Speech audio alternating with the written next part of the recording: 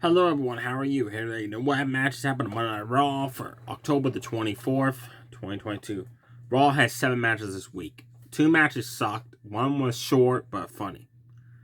Omos defeated 4 guys in a 4-on-1 handicap match. It was pure absolute shit match. The fans didn't even cheer or boo. They were basically asleep in the audience watching this.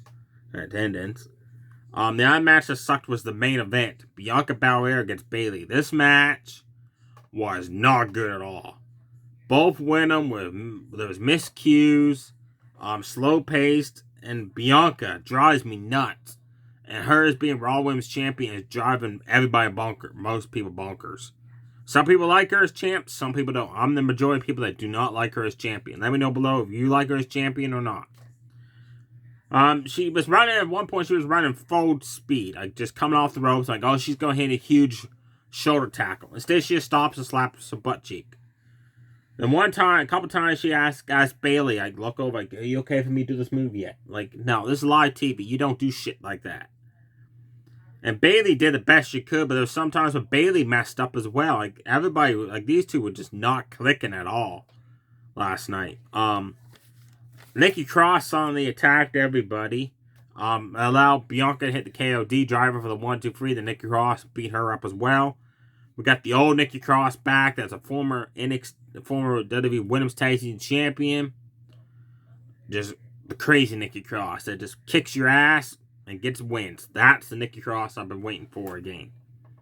The other match that wasn't good but it was funny was Miz came out talking with Dexter Lumis and Johnny Gargano and this big secret. Apparently, Gargano knows what Miz did to Dexter Lumis. We don't know what it is. Miz is like, I don't know what you're talking about. But Perry did something to Dexter Lumis and made him mad. Miz came out, like I said, talking, but he was dressed to compete. Obviously, he was going to have a match. I thought for sure it was going to be against Johnny Gargano, but it was against R-Truth. It's just funny. Miz like, you want the truth? Here's the truth. And then R-Truth comes out talking. It's like, here I am. Miz like, really? Like, what are you doing now? Your Truth's like, you say you want the truth. Here I am. It was funny. It was just the way that, like, every time Miz and R-Truth interact in a segment, it's just golden. Truth ended up winning the match very fast after Johnny Gargano had left, because he was also involved in the segment. He had left and came back through the crowd dressed wearing a hoodie and a Dexter Lumis glove, so Miz thought it was Dexter Lumis. And R-Truth pinned him from behind for the 1-2-3. We also found out where Tommaso Ciampa's been. Apparently he suffered an injury. Get well soon, Ciampa, because I want you back to be the Mrs. Partner. Now on the matches of Raw that are worth watching. Austin Theory took on Mustafa Ali one-on-one with Seth Rollins on commentary. Austin Theory choked Ali on the middle rope. Shoulder tackles in the corner, like 3 or 4 of them in a row. Just delivered punches in the corner, then 2 times delivered a knee to the guts. Mustafa Ali just hit a running forearm in the corner. They had a snap hurricane just like that, man. Just snapping things. He snapped off the hurricane. That was amazing. At one point, Austin Theory jumped off the top rope. Mustafa Ali caught him with a drop kick. Then, at a point, Austin Theory was delivering a selfie, and Mustafa Ali drop kicked him off the ring apron for running one. They delivered a 450 splash, which was awesome, to the outside. He went for a move outside. Austin Theory tripped him up and then delivered a neck breaker, which was nice to see. Austin Theory went for the A-Town down. Mustafa Ali countered it into a backstabber. Then he went to win the match. Seth Rollins caused a distraction, which allowed Austin Theory to hit A-Town down for the win. I was like, holy shit, Austin Theory won a match. Because let's face it, ever since he won Money in the Bank briefcase, his career has been going downhill. He actually won a match. I was shocked. I was the only one. Everybody's like, holy shit, he won a match. After the match, Seth Rollins threw Mustafa Ali outside the ring twice, threw him into the crowd, just basically tossing him around like a rag doll. Then Seth Rollins was laughing, saying, I'm done with you. He was leaving up on the ramp. Mustafa Ali came for the crowd, attacked Seth Rollins, threw him to the LED board. These two guys are going to put on a good match for the United States title. Probably at Crown Jewels, one I'm thinking of next week's Halloween edition of Monday Night Raw, maybe. A lot of these matches, by the way, happened during a backstage segment. Like Elias took on Chad Gable as a backstage segment with Otis at ringside. This was a good match as well. Chad Gable was playing around with Elias, like headlocks, chin locks, arm drag takedowns. Elias started answering back or headlocks of his own, which frustrated Chad Gable, who ran into a vertical suplex. Otis pulled the ropes down and Elias tumbled to the outside, which allowed Chad Gable to work on Elias for quite a bit until Elias fought back with a back body toss. Chad Gable quickly answered back with the ankle lock. Elias countered that into a roll up for a 2 count. Again, Otis caused a distraction, tripped Elias, which allowed Chad Gable to deliver. It was kind of like a razor's edge into a DDT, which was just a cool way how he did that, I thought. Then went off the top rope with the moonsault, and Elias had gotten up and caught him with the jump up knee. Just like when Chad Gable was coming off his face, you could see Elias standing there, and they got kneed in the face. That was cool. Again, Otis got involved, so Elias had enough, threw him into the ring post, slid back of the ring, drift away, 1, 2, 3. Elias picks up the win. After the match, he suffered a 2-on beatdown until Matt Riddle made the save.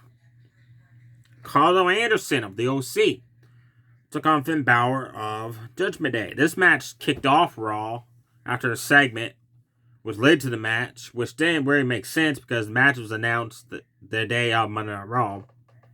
Great match these two guys put on, though. Great match. Balor Irish whipped Carl Anderson into the corner, who just quickly came out with a jaw kick to the leg. Dragged and screwed that leg while it was halfway across the middle rope. He twisted that leg like a pretzel on the ropes. He stomped down on it. He worked the leg big time, Carl Anderson did, because he's more technical. And that Gallows like more power. Carl Anderson's more technical. Finn Balor ended up getting the momentum back. He attempted a arm drag armbar hold, but Carl Anderson blocked it, so Finn Balor kept dropping his leg down on Anderson's face. Quickly again, after Finn Balor hit a neck breaker, Carl Anderson delivered a neck breaker off the middle rope. Then delivered a top rope run and sit down powerbomb. Finn Balor again got the offense back with the inverted takedown, the sling blade. Drop kick to the corner, but his leg was too hurt for the coup de grace, so Carl Anderson hit top rope superplex. And Carl Anderson also delivered one hell of a spine buster. I've watched wrestling throughout the years, and to me, Arn Anderson, the great Arn Anderson from WCW, the Four Horsemen, Ric Flair, Tully Blanchard, J.T. Dillon, and Barry Windham. That's my favorite stable of the Four Horsemen, by the way, of the early days. To me, Arn Anderson always delivered one hell of a spine buster, the best one ever. To me, Carl Anderson's a close second. Let me know below in the comments section if you like Carl Anderson's spine buster, who do you think of all of wrestling? Don't matter what company they're in, who do you think delivers the best spine busters ever, the top 2? I want to know in the comment section below. Please let me know. Judgment Day started causing a distraction, trying to get involved. AJ Styles took care of Dominic. Damian Priest threw him halfway across the outside, halfway across the ring. Halfway across the outside. Okay. He picked him up, threw him across the announce table, is what I'm trying to get at. And AJ Styles didn't even hit the table. He went over it. Gallows knocked down Damian. Rhea Ripley scoop slammed him. Then she went in the ring as Carl Anderson went to do a move on Finn Balor, and she low-blowed Carl Anderson, so Finn Balor picked up the win. After the match, there was a backstage segment where Carl Anderson holding an ice bag on his you-know-what area because it hurt.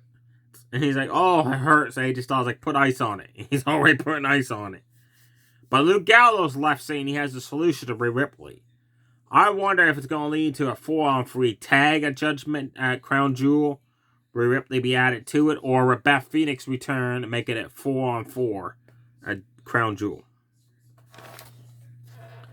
Baron Corbin took on Mr. Wrestler, Johnny Gargano. This came up also from backstage.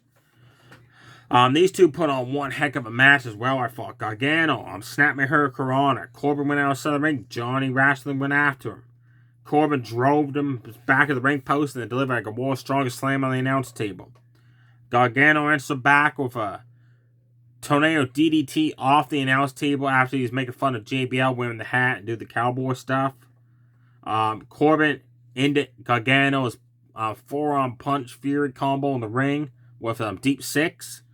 Then as he ran outside the ring, come back in, do that clothesline, Gargano caught him with a super kick. Gargano went to do his move, the DDT, like the jump into the ring DDT on Corbin, but JBL pissed off that Johnny Gargano was basically making fun of him, which he did, and wore his hat. Tripped him up on the ropes. Referee didn't see it, so Corbin grabbed a hold of him, delivered in their days for the 1-2-3. So Corbin's 2-0 now on Monday Night Raw since returning. There you have it, folks. Definitely check out Gargano versus Corbin, Mustafa Ali versus Ali, Finn Balor versus Carter Anderson, Elias versus Chad Gable. You gotta watch the segment between The Miz and R-Truth. With the other matches, you didn't miss nothing, folks. Stay safe, everybody. Too sweet, bye.